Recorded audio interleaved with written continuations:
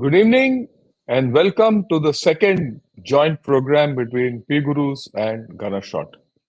Ghana Shot में और P Gurus में आप सबका स्वागत है. वणक्कम, प्रणाम and जय हिंद. And आज हम बात करेंगे the end of China's 100-year marathon part 3. We'll talk of the economic structure today, and for this with me I have Mr. Sri Iyer. Uh, Good morning, Mr. Sri Iyer. Welcome and welcome to Gunner Short platform, but we're going to do this program together. Always a pleasure to be on your platform, General Ravi Shankar, and this is the second time that we are doing a joint program. So this is available on both Gunner Short YouTube channel as well as on P Guru's YouTube channel. Wherever you are, please like this video and also please subscribe to that channel if you have not already done so. General Ravi Shankar, you've done a fantastic job of detailing this 100-year marathon. Perhaps you can start by summarizing the first two episodes for our viewers Yeah, who I'll may do be that. joining from the first Definitely. time. Over, sir. Over to you. Yeah, definitely. Yeah. Now I'll start where because I'll do a recap of this whole story. There's this book called The 100-Year Marathon, and this book by Michael Pillsbury is a bestseller. He wrote it about 8-10 years back, and in which he's outlined China's secret strategy to replace America as the global superpower. While this may be so as it is, there is a clear evidence that this 100-year marathon is coming to an end without China becoming a superpower. Okay. Now, let me clarify at the outset. This story is not about the collapse of China. This story is not about the disintegration of China. This whole story and analysis is about the fact that China will not be the power which we think it will be. It might not be that great, power which everyone thought will be and which will overtake USA and all that, but that is a later day story. Now, when you look at the power of a nation, and especially in respect to China, many factors go into determining the power of a nation. But when you look at China, these six are the ones which I analyze. Analyze the demography, the ideology, the structural issues or the economic structure, which we're going to speak of today, the climate change, geopolitics, and military. Now, these six factors go into making the power of China. For different countries it could be different, but for my this thing, I examined all these. So I first took in the first thing, I started with demography. That was the first part. And in demography, what was it? Fundamentally, a nation is made of people. China has had this one-child policy. It has consigned China to an irrevocable demographic decline. Why? The population is dwindling, abnormal birth rates, it's losing working age population and aging at the fastest rate in human history. Never before. Okay, this is the chart from UN. This is a UN WHO chart. It's not my chart. So I converted it into figures, into a table. Oh, don't worry about the figures of the table. We'll look at the right. Till 2030, there's no major perceptible change, except that the aged people in China will increase. There will be about 1/4 of the population will be 60 plus. But the decline really starts from 2030 to 2040. In that decade, the total population decreases by 55%. Working population reduces by 120 million. And 1/3 of the population, 30% of China, will be aged. Now, this is as per the official figures. As per unofficial figures, this could get preponed. So, virtually till after about 3 to 4 years, you will see the decline setting in. Already there are alarm bells ringing in China. There is no way to turn the clock back. This two-child policy, three-child policy is not working. It is not an uncertain but a bleak future, as the PRC does not have the tools to cope with this change. People talk of Japanification. In comparison to what's happening in China, Japanification will be a boon. Okay, the second video which I did was on ideology. I would suggest you see both of them. Both of them are available on Ghana Shot, right? And right. Now, communism has been the bedrock of the PRC since 1949. The post-Mao era heralded 3 decades of market-oriented growth in which China grew astronomically.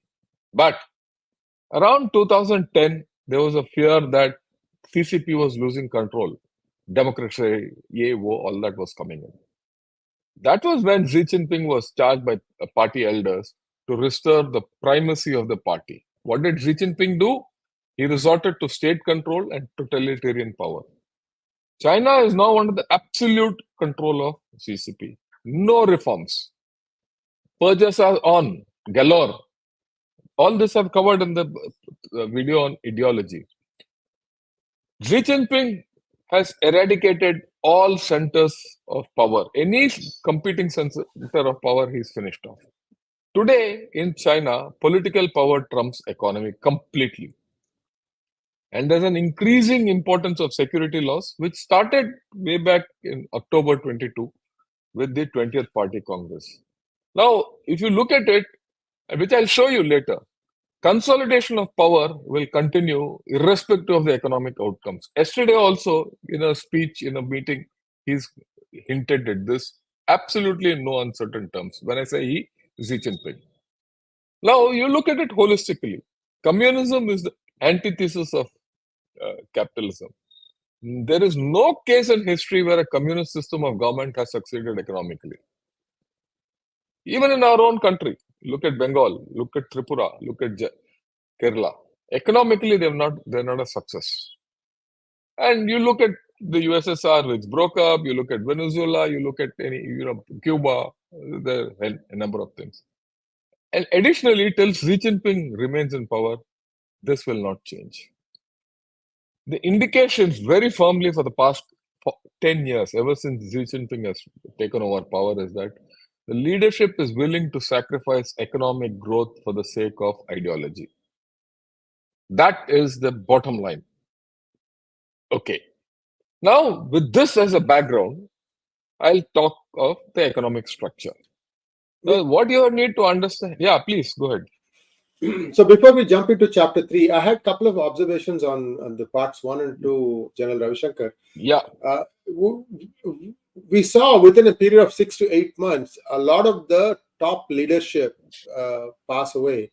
And I say pass away in double quotes because it seems suspicious. Of course, one can make the argument that Jiang Zemin was 100 years old. I mean, it's not exactly, organ failure is typically at that age.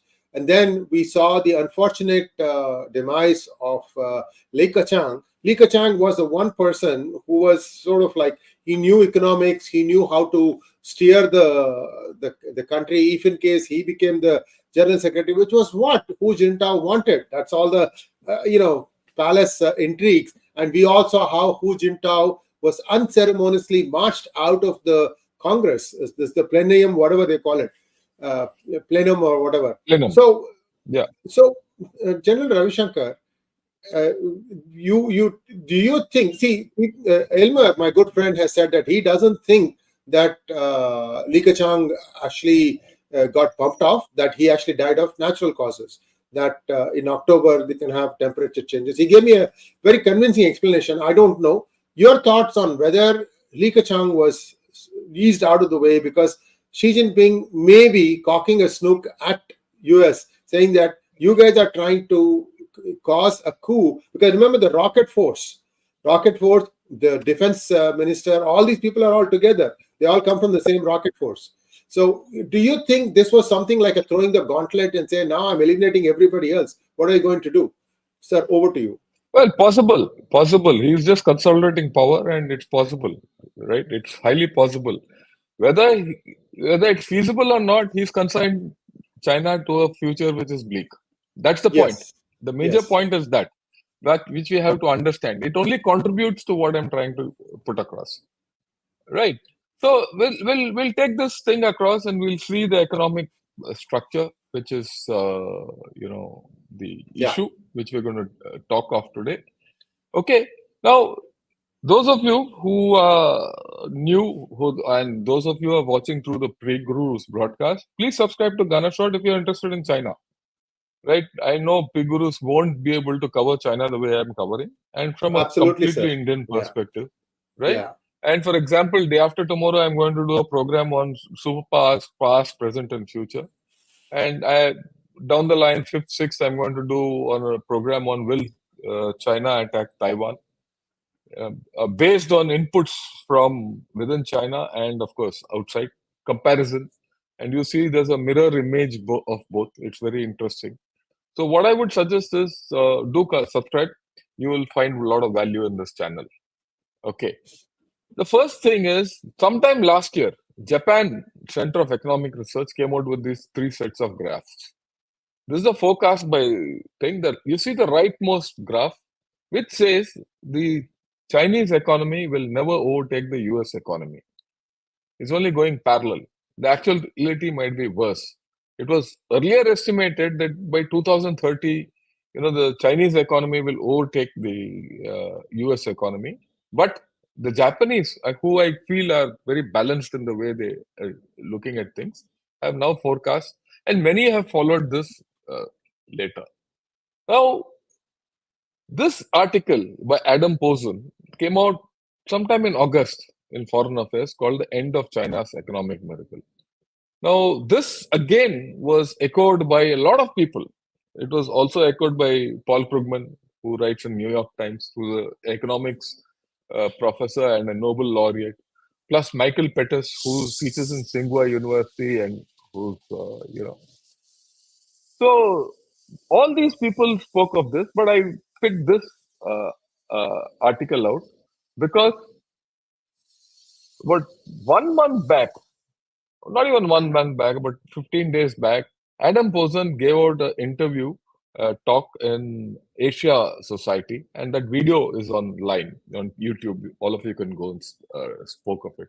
He spoke of the economic structure of China.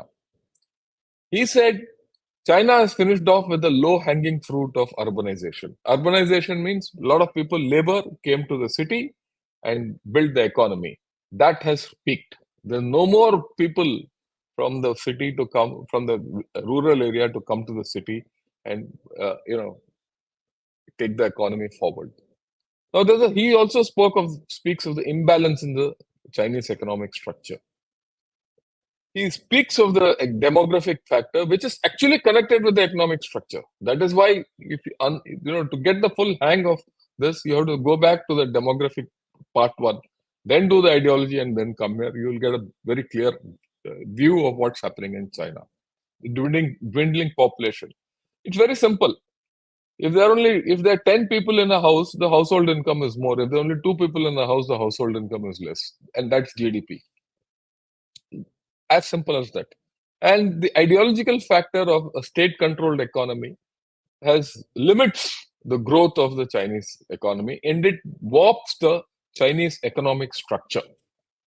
Right? It warps because the policies which come out of this ideological factor skew the normal economic structure.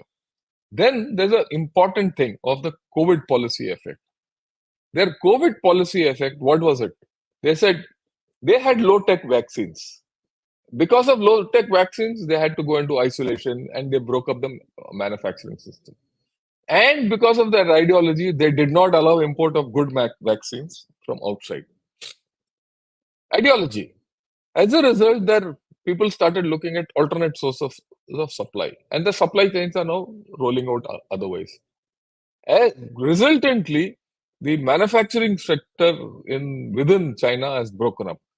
Once the manufacturing sector in China has broken up, jobs have got lost. Once jobs are lost, people don't have money to spend. Once people have no money to spend, people have no money to pay for their mortgages and all that. The property is going up in grabs. All that. We'll cover that. So there's a chain effect. That's why I said those circles which I showed are all interrelated, right? But now today we'll continue with the economic stuff. Now, when you look at the economy, economic structure, when you look at the structural economy, generally, economy consists of manufacturing sector, it consists of infrastructure and real estate sector, exports, consumption, commodities, services, and information and technology. Only place where China is up to it is in information and technology. Okay, the rest, Manufacturing is broken up today. Infrastructure and real estate is a millstone around its neck because it has gone past the time where it can get a return of investment. In fact, this sector is about 30% of Chinese economy, and this is sick. This is real sick. Exports have collapsed. Every day there's a lack of the exports. Because if exports have collapsed, manufacturing is getting affected even worse. Services, very surprisingly, China doesn't have the kind of services even India doesn't has. The services part of the Chinese economy is just about 30 odd percent, whereas in India it's gone to 50 to 60%. Consumption is not happening because people don't have money. And if consumption doesn't happen, the economy doesn't go further. And China is the commodity deficient nation. It doesn't have energy, it doesn't have fuel, right? And it is food deficient. So it's not, there are no commodities. This has to be imported. So if you look at it, the Chinese economic structure is warped. Compare it with USA. USA has a balanced effect of everything. In fact, if you look at it, the Indian economy is better balanced than this. In fact, the Indian economy is far more balanced than this. Today, we are a food surplus nation. You might think that this economy is small, but it's more balanced. In China, the economy is skewed. Now you look at it, 30% of this economy is dead economy. I call it non-productive economy. Infrastructure and real estate. It is big. There are a whole lot of ghost towns and cities. They are there, but what are they giving to the Chinese economy? Nothing. The GDP doesn't matter much. What is the return on that GDP is zero or near there. Okay, and that is shown very nicely in this cartoon by Rebel Pepper, where he's shown that Xi Jinping is looking for consumption and it's not happening, and it's not happening at all. I'll prove it by data, which is, I won't say data, news which has come out from Chinese portals. Okay, China has over relied on real estate, infrastructure, high local debt, inefficient state-owned enterprises, and low-end manufacturing. This is known. I'm not saying anything new. The export-driven model made China the hub of the world. But this entire model has run its course. It needs a change. It needs a change. And Michael Pettis, like I said, who's a professor in Tsinghua University, is also in Stimson Center and many other think tanks affiliated in USA, has said China has 5 paths. Right? What are the 5 paths? China can stay on its current path and keep getting large amounts of non-productive investments, which continue to drive the country's debt burden up indefinitely. That means do nothing. Only the debt will go up and there'll be no return of income. As it is, the rails, high-speed rails are running at only 25% capacity with no return of income. And ghost cities. Both these will give you the larger. Now, China can reduce the large amount of non-productive investment on which it relies to drive growth and replace it with productive investment in forms of like new technology. New technology is what Xi Jinping is aiming, AI, cyber, all that, space. But these are high risk things. Now, unless these technologies are exported, there's no return of income for China. The consumption of these technologies within China is poor. So he's playing a high risk game. Whether it will succeed, we don't know. And the indications so far are that it will not succeed. But because these technologies by themselves, which China is producing, have a question mark. In any case, with the sanctions from from USA on all these technologies and the West, who are to buy these technologies, who are the only ones capable of buying these technologies, this is at risk.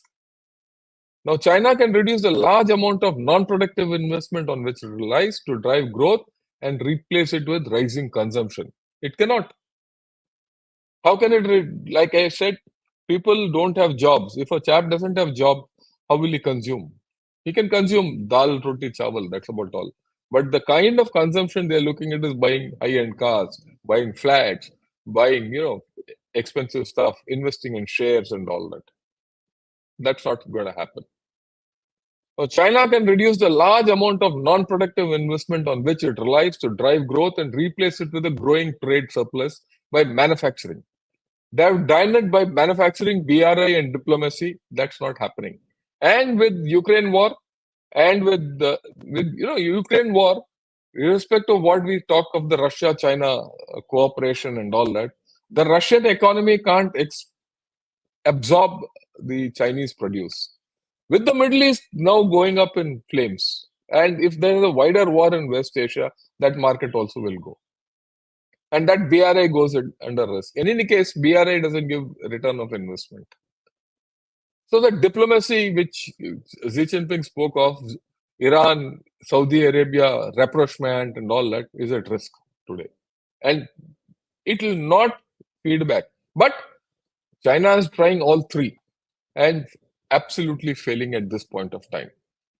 Right. China can reduce the large amount of non-productive investment on which it relies to drive growth and replace it with nothing. Do nothing, just stop, withdraw. In which case, growth would necessarily slow sharply. But this has political problems. If Chinese GDP goes down, Xi Jinping will be out of power. So they have to pump prime the GDP with false figures or false investments. What is China doing about it? That's the best part. I mean, one might say, oh, China can do this, China can do that, China can do anything else. But what is China doing? That's the question, actually. And that, I got this article in China Daily, in which the chief economist of the Bank of China, he is opined that income distribution, better income distribution can create demand and drive consumption. What is better income distribution? Common prosperity. How will it be done? No one knows so far. So that is not taken off, and then no one knows what is going to happen in this common prosperity business. Okay. The second line is important. China should adopt measures to stabilize growth by stimulating investment, especially infrastructure investment and real estate investment. So he wants, this fellow, who's the chief economist of Bank of China, has opined that more investment and more real estate. These are the cause of China's troubles today. China still hopes to revive and maximize on exports, which it obviously, if you see American imports of Chinese equipment or the Western import of Chinese equipment, it is going down. That is why the manufacturing has taken a hit. In fact, the next line is mine. More the things change, the more they remain the same. Now, the important thing, the Chinese are not convinced at all, politically or economically, that they need a different model. Hence, they don't have a plan to change. Now, if they do change and go through a transformation, it will be anything between 5 results are seen and the economy will come up. The old model is failing and China doesn't have a new model. In which case, the economic structure will not change. If the economic structure doesn't change, China's economy will not grow. It will remain a big economy. It will not have great growth. They will publish figures. Already this year, they're saying 5% growth. But what is that 5% growth? Is it useful growth? Is a question mark. Just think, you are growing at 5%. Even if you're growing at 5%, you should be able to create enough jobs for people. But people are losing jobs and people are becoming poor. Okay. Now you look at the cycle. When Xi Jinping started in 10 years back, he started with this anti-corruption drive, BRI, and he promised to double the economy by 2035. That's not happening. Then he came out, Xi thought ke saath, he brought out this business of dual circulation. Dual circulation wanted to drive up consumption. And this dual circulation theory came out 4 years back. For the past 4 years, no consumption has gone up. In fact, dual circulation, no one talks of today. Then he spoke of made in China. After what has happened to Huawei, made in China is at risk. That is why he's trying through the BRI. He is now talking of digital Silk Road and this road and that road through the BRI. Even there, the takers are very few. Then he started this new development concept of state control. He spoke of common prosperity. Then the thrust towards state-owned enterprises. But at the same time, what did he do? He broke up the educational technology, financial technology, and property sectors. He broke it, actually. Alibaba and all that. I mean, Jack Ma was going to be bigger than Bill Gates. And today, what does Jack Ma do? He teaches teachers in some obscure place in village in China. So, and these sectors were the biggest employers in China. And these sectors have now done mass, layoffs and salary cuts. That is why the average Chinese chap is poor. Then came the 20th Party Congress last year, where he spoke of security and technology. Okay. Today he's talking of privatization, food security, and energy security, but he's not talking of new energy systems, but he's talking of coal-based energy. He's going back. He's turning the clock back. China is food insecure, and that is a major problem which again skews the economic structure. Privatization he wants to do, but people don't have trust to come back and invest money. We'll see this a little later. That's coming up. Now, if you look at the Chinese model today China at the top, they talk of diplomacy, technology, and military. These are the three thrust areas of Xi Jinping. But the problems are in between. Real estate, infrastructure, exports, private sector, jobs, consumption, food insecurity, and healthcare. Healthcare in China is one of the worst. We think it is good, but it is useless. And that was proven during COVID. And I'm not talking of something which is my inference. I'm talking of something which is a fact given out by the Chinese media. And these facts is something which I'll present to you in the course of this entire set of episodes. Some, as far as the economy is concerned, we'll do it today. Climate is the next, episode. Maybe we'll take it about 5-10 days later. But then, this entire brick wall which I've built is standing on two weak pillars: demography, which is declining, and climate change, which is going to hit China the max. Why China and why not India? We'll cover it in the next episode. Okay, now I'll take you through a set of articles, headlines of South China Morning Post. Why South China Morning Post? South China Morning Post highlights a few issues because it's got some freedom. It's based in Hong Kong. And if you look at People's Daily or Xinhua and all that, you will find complete party line. There's nothing wrong in China as per those outlets. But here at least they come out. Now here, Xi Jinping goes around, step up pace of technological breakthroughs. Xi Jinping urges. This is his favorite theme every month, almost every 10-15 days, which indicates that China's technology is poor. That is why he keeps talking of it.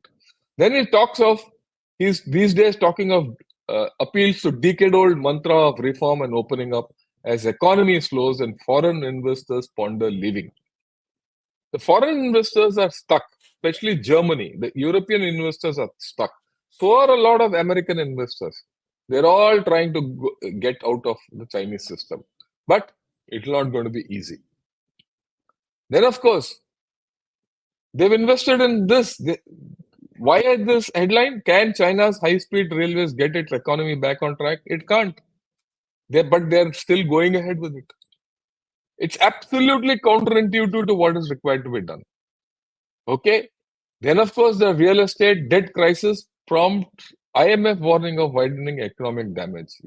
IMF has gone on record. If you don't resolve your property sector, your economy will get damaged. There's no doubt about it. They also know about it. Okay. Now you look at Evergrande. Evergrande, that owner has been arrested. Restructuring, they're not able to do. If they don't do, look at the amount of people who are going to suffer. And the thing about the Chinese thing is, property thing is, you buy the flat up front without getting anything. You book a flat, you pay full money by taking mortgage from someone. And this Evergrande fellow has taken money from so many people and spent it wherever. He has invested it wherever he wanted, and that has not come. and he doesn't have money left. He can't repay the people whom he has promised flats. And so people don't have money and they're saddled with mortgages. That is why consumption is not going up. Okay, it's a vicious circle in which the people are caught. The fuckers of today are not the Communist Party bosses, but the Aam Aadmi in China, who is almost in doldrums. Okay. Then, of course, Country Garden is caved in, which is the second big property, conglomerate. It was supposed to be the poster boy of Chinese real estate sector. That's also caved in and completely, irrevocably. I've just spoken of Evergrande and Country Garden, but there's so many others. Fantasia, BAO, they all defaulted. Most of them have defaulted. Okay. Now the talk is the next subprime crisis brewing in China's property market? And this article is just about 15 days old. Not very old. Why subprime crisis? Because in the Chinese financial system, they have taken all these loans and securitized them and sold them as bonds.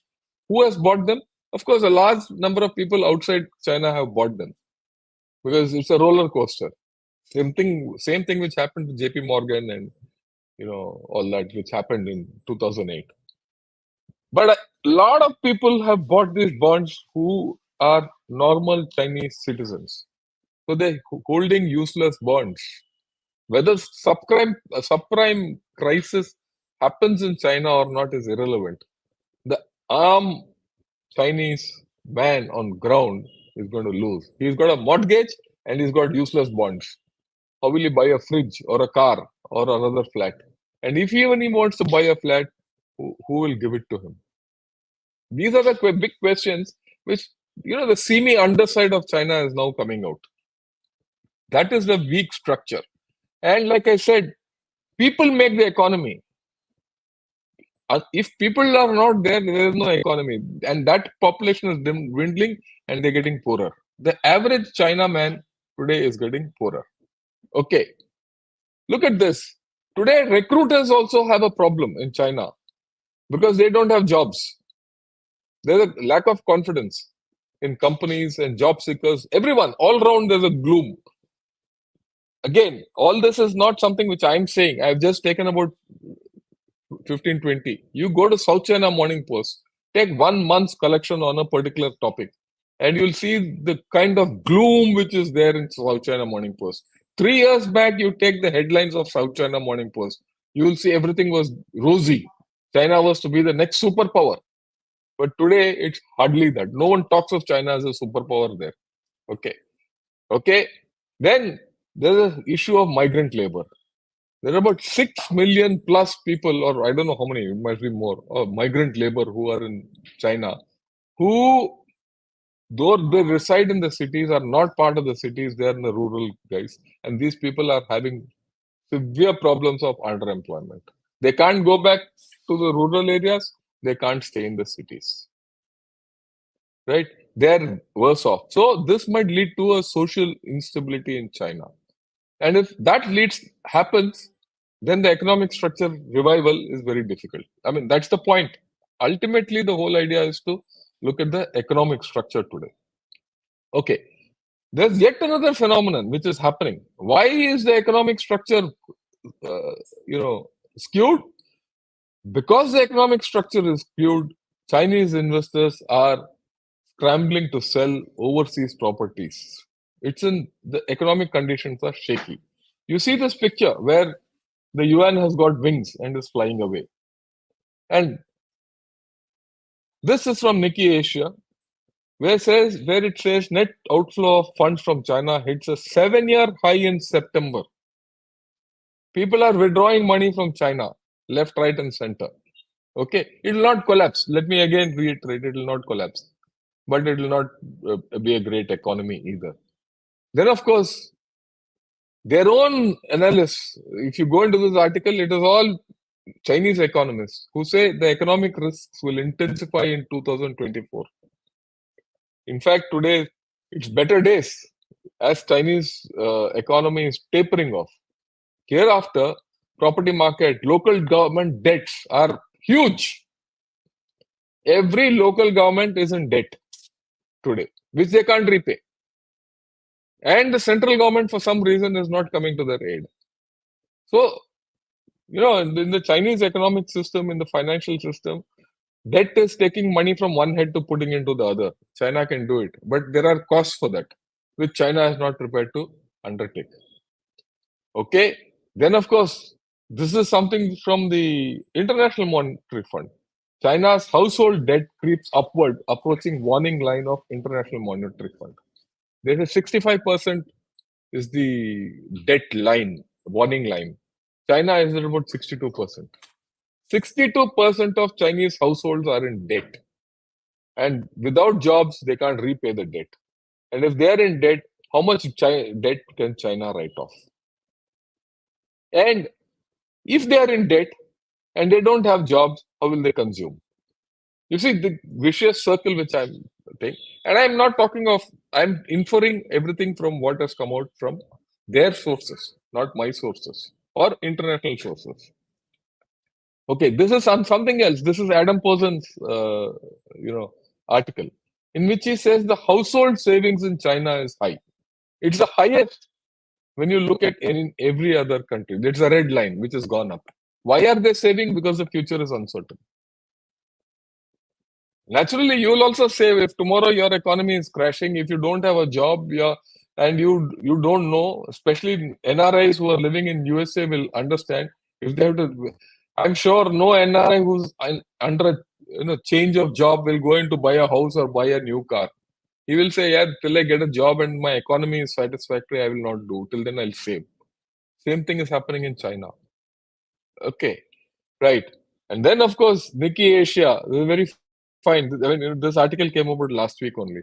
Dear Japan, China asks, do you have any jobs for us? Now, Chinese are looking all around for jobs. Because of the geopolitical issues, they're not getting jobs there outside. No one is trusting China. That's the problem.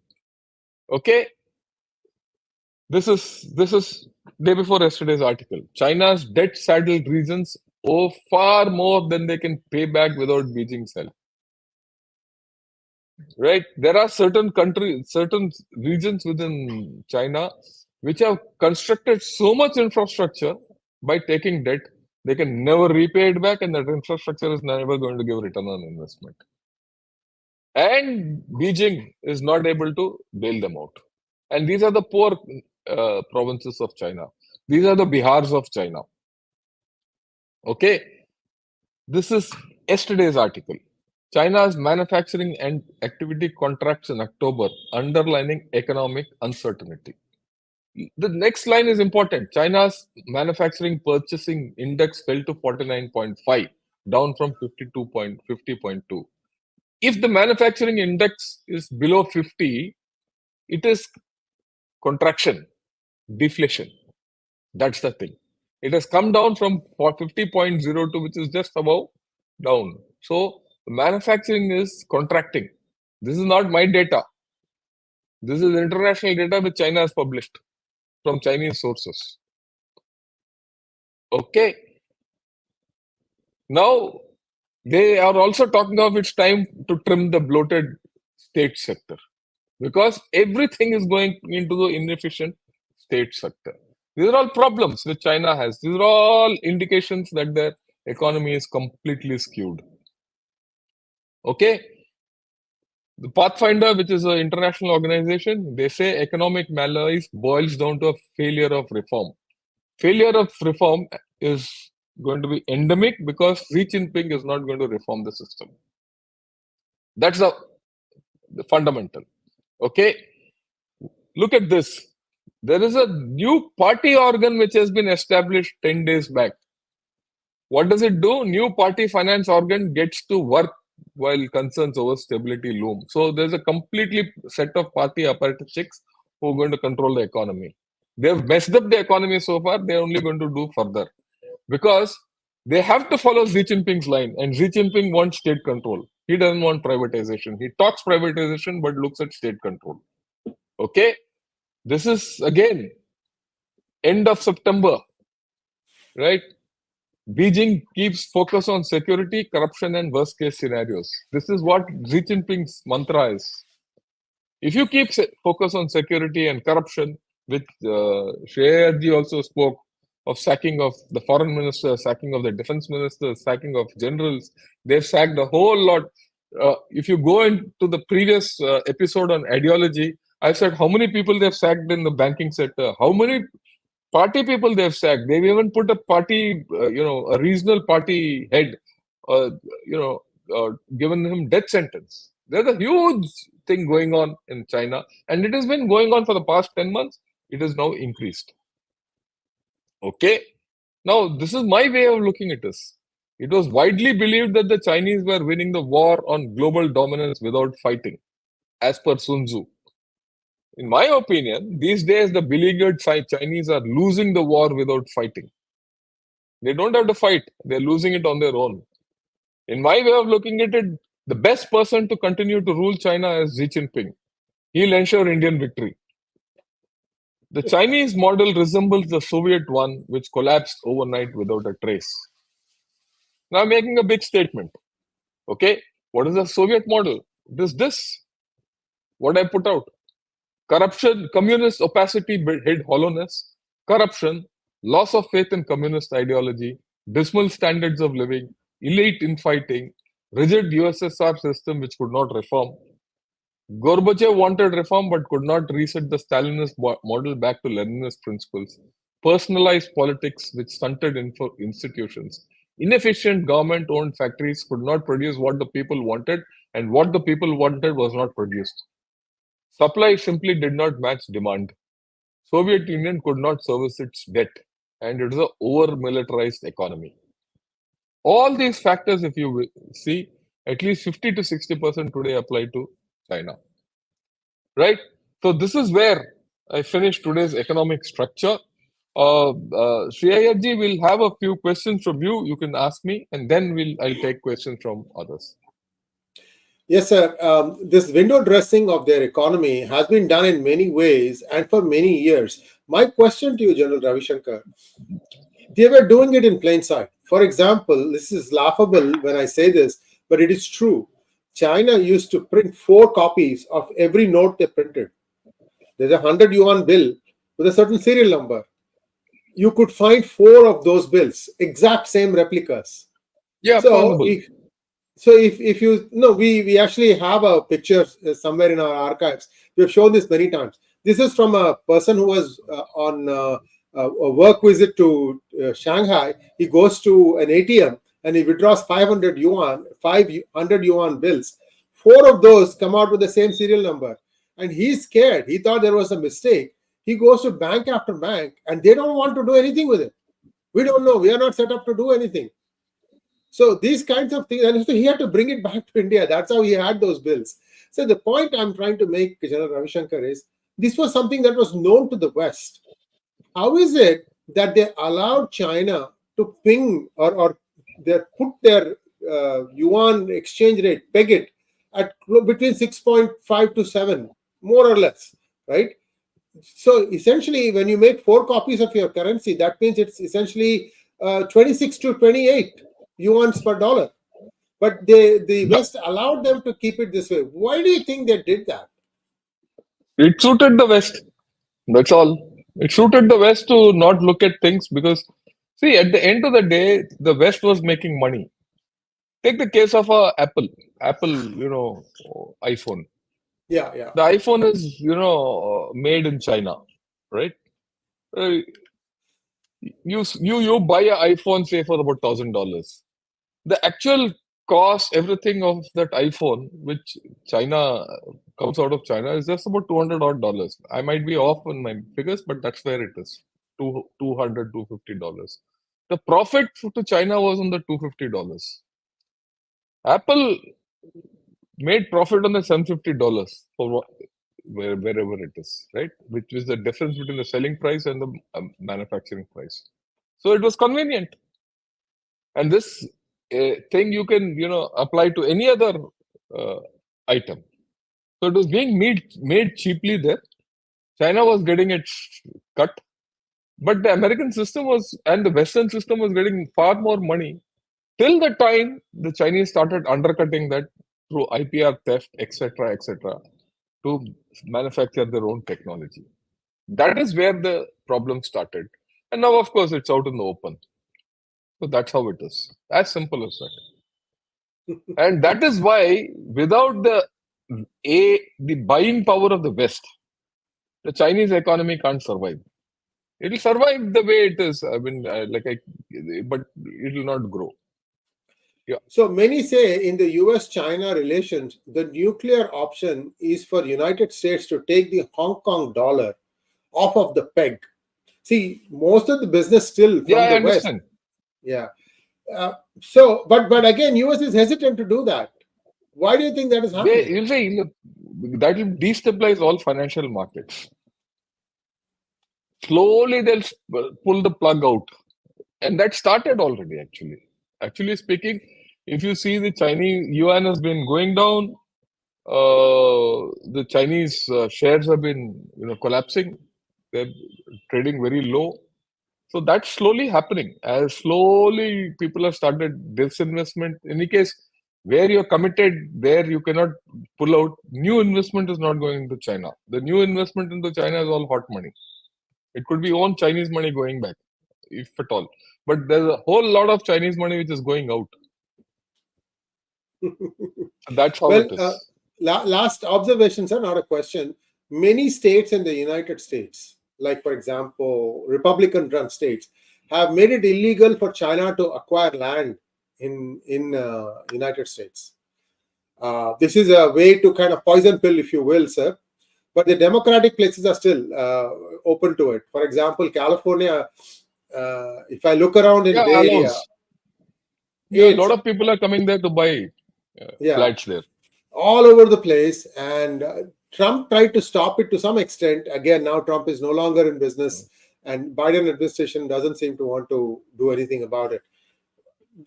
This augurs well for the seller. Like for example, if somebody were to sell their Yeah. property in US, in California, they can make some profit out of it. But for how long is the question, sir? Your thoughts on how long this binging is going to happen? Look, the rich Chinese want an alternative. The people from China who have money, who are talented, are making their nest eggs wherever. They're making it not only in USA, they're going even to Europe, they're going even to Malaysia, they're going to Singapore, they're going to Australia also. So it's up to the American government. It's up to the American government how much they can, allow these people to come and settle there and all that. That's something which I can't even. I mean, I'm very clear that in India, then none of them are allowed. They are being kicked out. Slowly, their investments are being wound up and they're being investigated. Uh, a few companies have been, Oppo and all these people have been told to wind up, right? And we are very clear in India, but I don't know. US, it depends on US government what it does and Yes, how indeed. US Yes, government indeed. sees Yeah. this whole story. Yeah. Thank you so much, General Ravishankar. So Those are the questions I had. I think we have a few questions yeah, from our. we'll take the questions. Yeah, we'll take these questions. What about G2 countries, US and USA, US and China cooperation to stop multipolar order? Some economists talk of secret US China cooperation to even tank UN euro currency. Extending my question, how is G2 going to impact geopolitical in India? G2 is a dead concept. G2 is a concept which Chinese floated. It's not the American concept. The Americans have not accepted G2. G2 means that China is a peer competitor, is a peer power, which Chinese Americans will never allow. So that's out of question. Okay, okay. Will Z attack China? I will Taiwan. speak of Yeah. Z attacking China when in a separate episode, so we will not take it to this. Yeah, right. Yeah. Thanks a lot, Latya Pachpan, Hatke Bachpan, Harkate Bachpan. Uh, Namaskaram, General Shankaran, Talaiva Sriji. Oh, you become a Talaiva. We should also look at the fact that whatever China is doing is by design. AI robots are doing everything now. Less population is more order. I don't agree with you. I don't agree with you. Some robotics will be there, some AI is being used, but not everywhere. If you look at the misery of, see, AI and all that will not replace. If you replace all these with people, there are still 1.4 billion people. Where will they get jobs from? How will they survive? So it's a catch-22 situation. And if you think China is going to prepare for day after tomorrow for 10 years hence, and this economic structure is going to remain skewed for the next 10 years.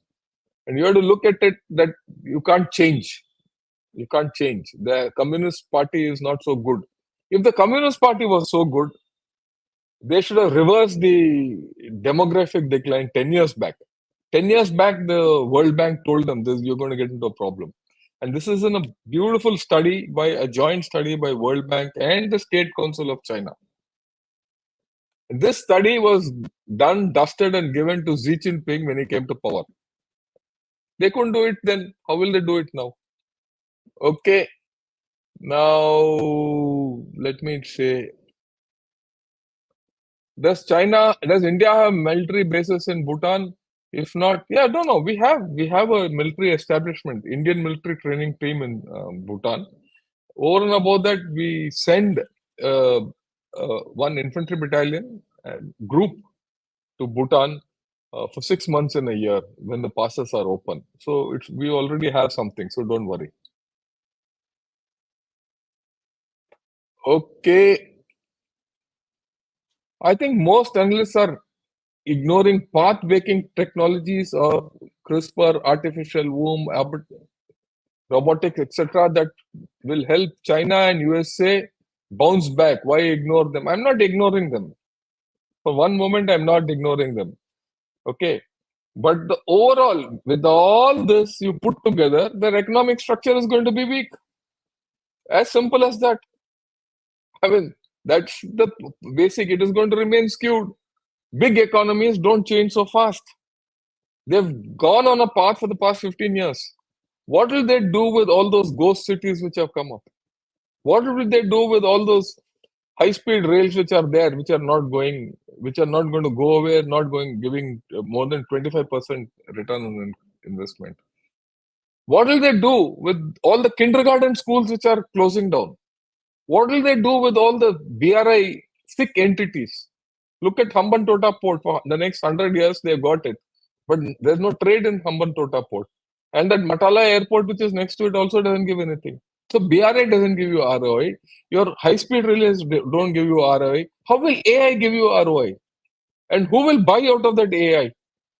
See, you have to understand technology in its whole thing. Don't overrate technology. People started overrating technology as the panacea for all ills, including military. What happened to Israel? Same thing will happen to economy if you overrate technology. Okay, double the economy, meaning 18 trillion to become. Yeah, that is what he wanted. I agree with JP. What you say that is if 18 trillion figure is to be trusted in the first place. That's not the point. But he gave out a statement 5 years, 6 years back that he will double the economy by 2035. It's not going to happen. Why is it not going to happen? You also seem to be saying the same thing as I'm saying. Why is it not going to happen? Because the economy structure is skewed. It can't come back. And that is what the Japan Council of Economic Research says. Look, folks, please understand. This is an analysis I'm doing with multiple inputs, facts. This is not my kalpana. This is not rhetoric. Okay, this is not क्या बोलते हो big talk. This is not false talk. All this is facts. I have written an article on this in Eurasian Times with references. And this is not the only article I have written. Please go to Gunnershot and you'll see about 200 articles on China. I started talking of this it'll hit the economic world 3 years back, referenced. And I've written in major in Financial Express in India, print. Eurasian Times. All these articles I've written in public. This is not something which I'm saying today.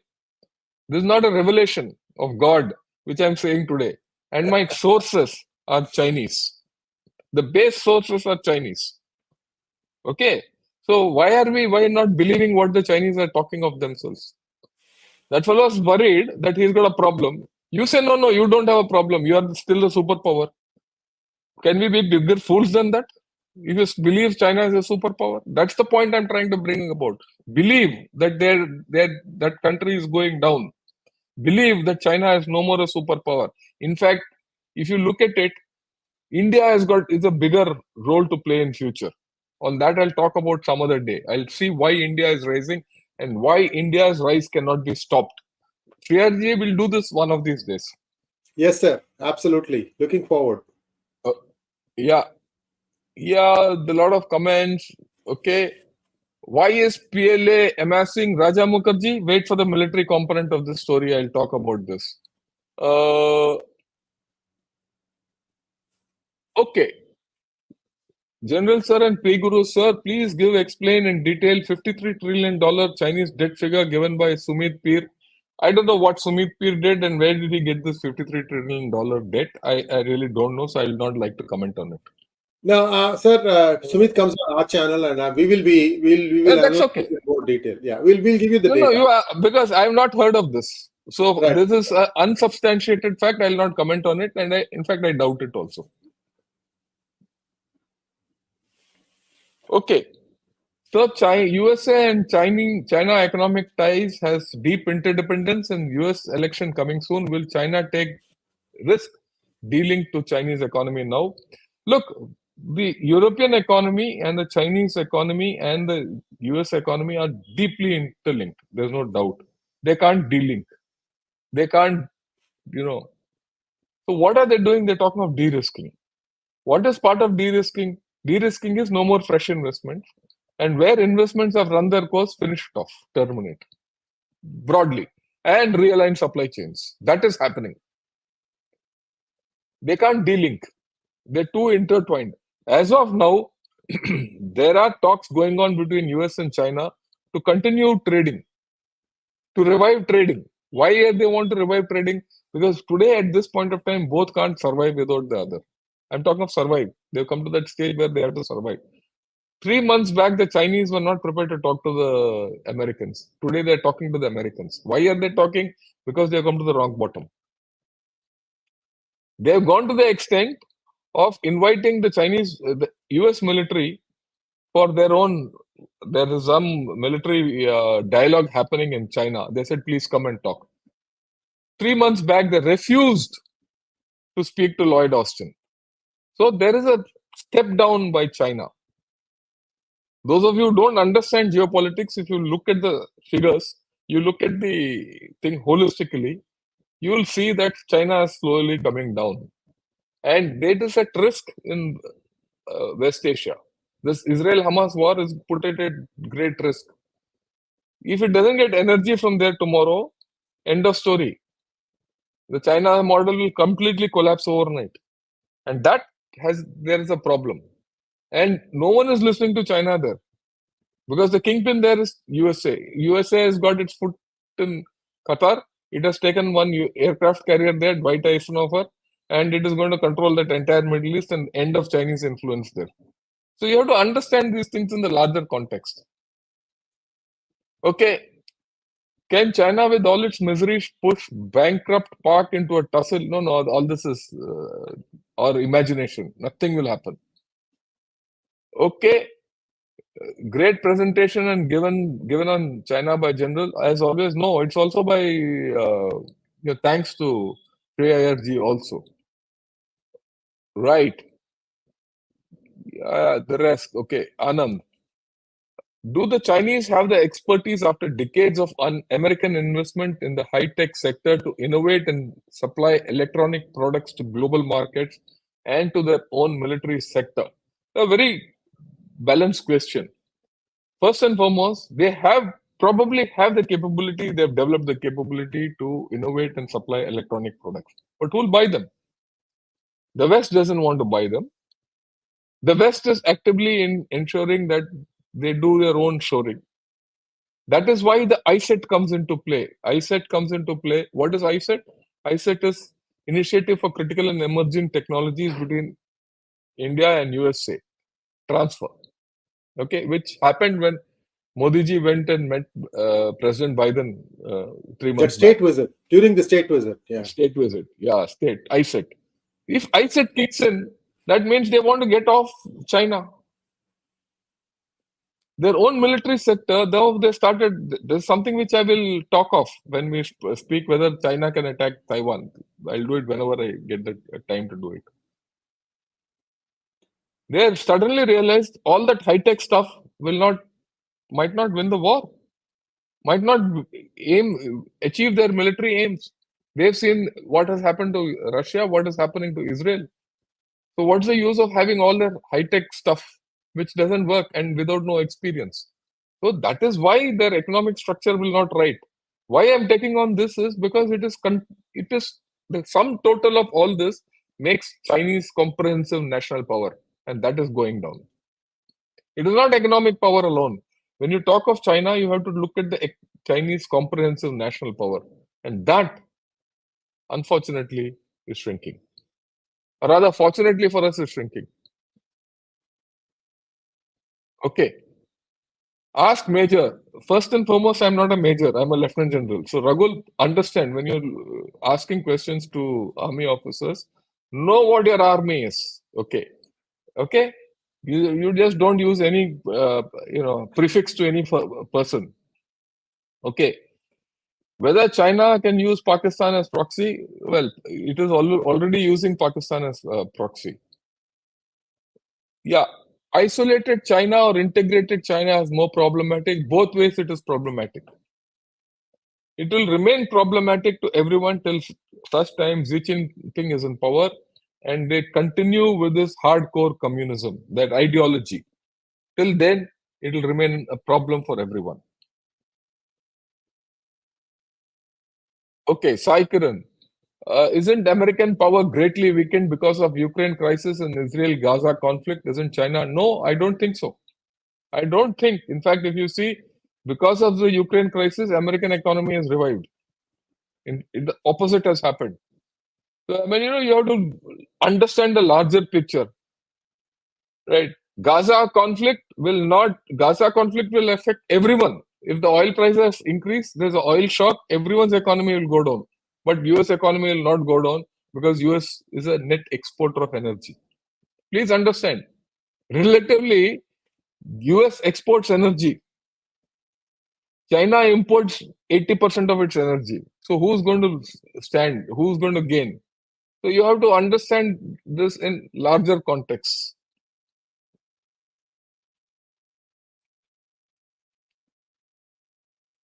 Okay, right. Okay, Goodank XP. Ask 3G. Chinese genetics spliced DNA of fetuses and increased all the look. This is a different story. We'll talk of it later. It has These nothing things to do won't with. pan out, guys. Artificial intelligence is greatly exaggerated. I'll tell you when artificial intelligence was actually used successfully.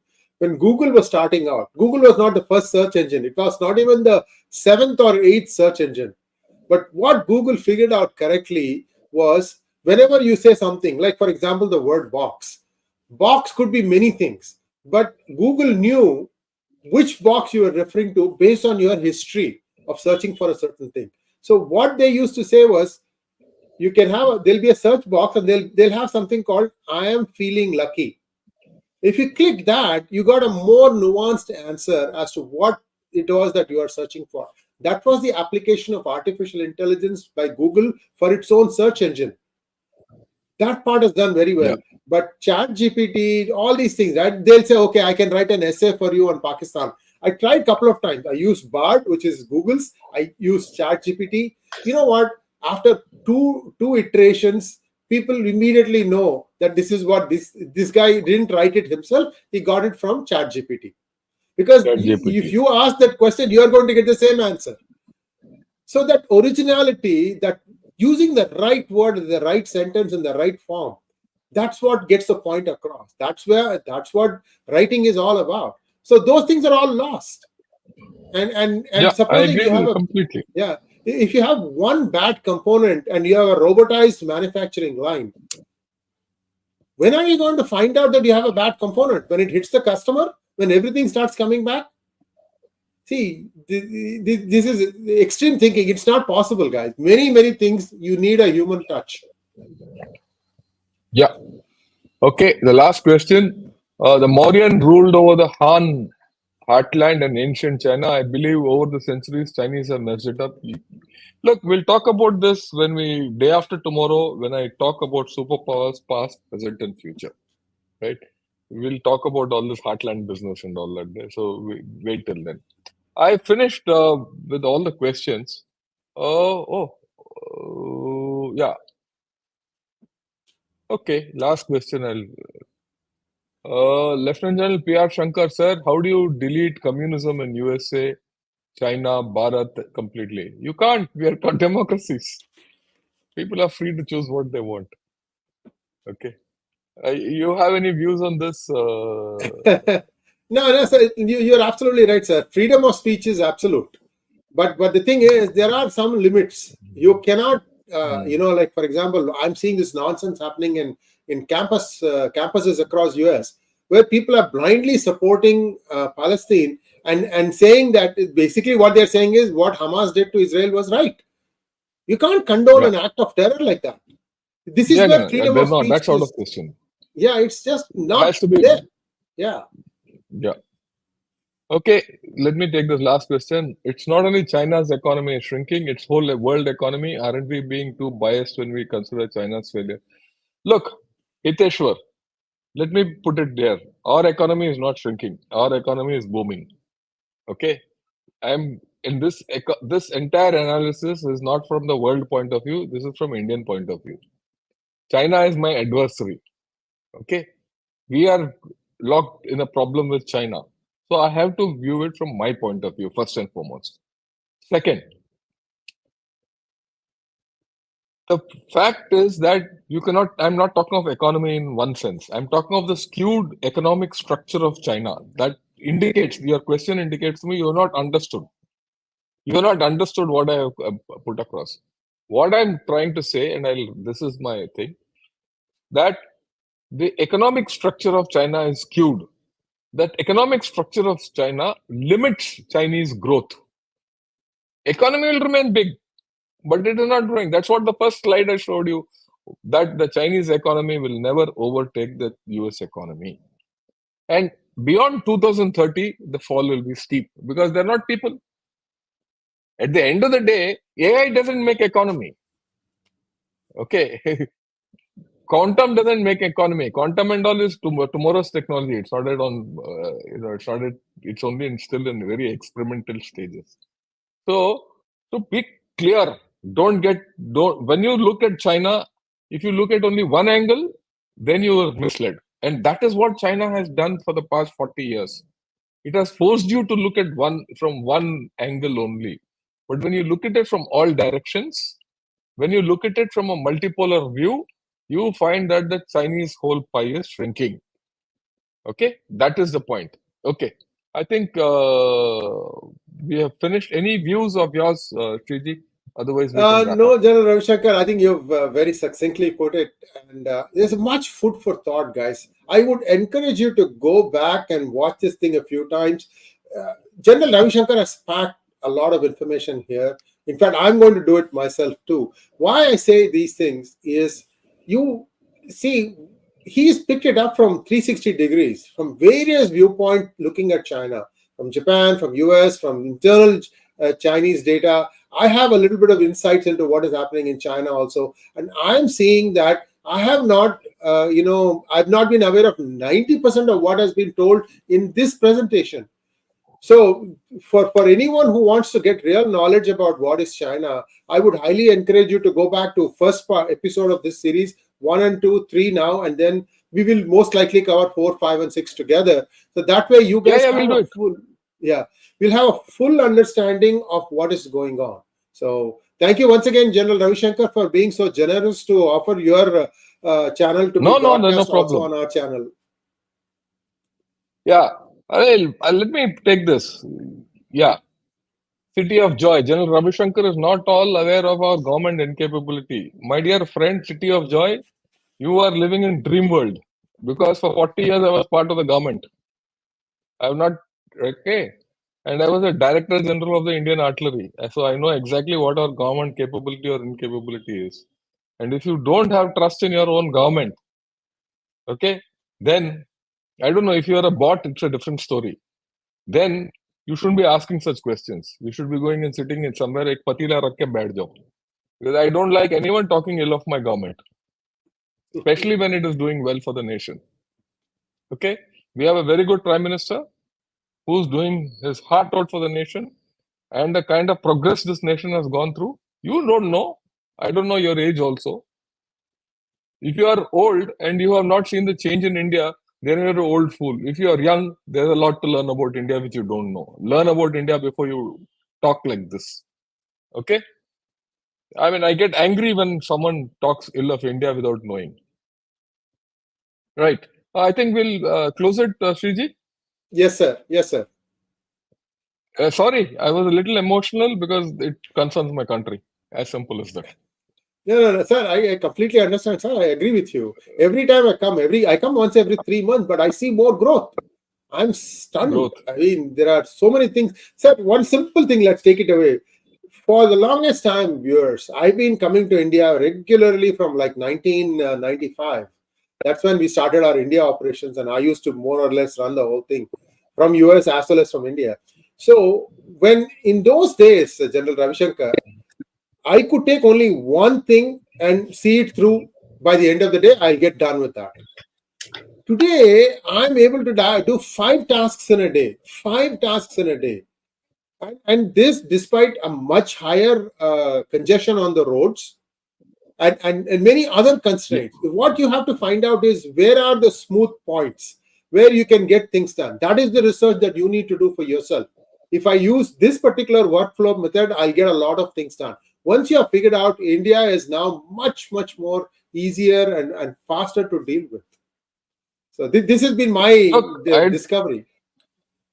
yeah, there's no doubt at all. I just want to show you something. You know what this is? App is this is the digital rupee. This is the digital rupee. It is by State Bank. It is by almost all banks today. Slowly, India is going into the digital rupee, which is not there even in USA, incidentally. Yes, yes, yes. So US is don't very hesitant. don't think. Yeah, yeah. We by far have the highest number of digital transactions in the world. People don't know, but that's the fact. And last but not the least, you have to, City of Joy, please come to my channel and listen to my talks about China. You will change. And you listen to my talks about India, you will change. In this very channel with Free IRG, 3 years back when we started this story, he asked me a question: will China come back and attack India? When everyone was saying China is going to run over India, the X, Y, Z. I told him then it will not come back. It will not have the guts to come back. It does not come back. China sees more in India than we see ourselves in more in India. Something you people we must understand. Yeah, I think we've done so. We'll only Yes, be thank you. emoting otherwise. Yeah. Yeah. Thanks a lot. Good evening and vanakkam and sat sri akal, whatever it is. And all of you, please subscribe to P Gurus. Please subscribe to Ghana Shot. And we're going to do more of these joint episodes. Thank you, Thanks a sir. lot.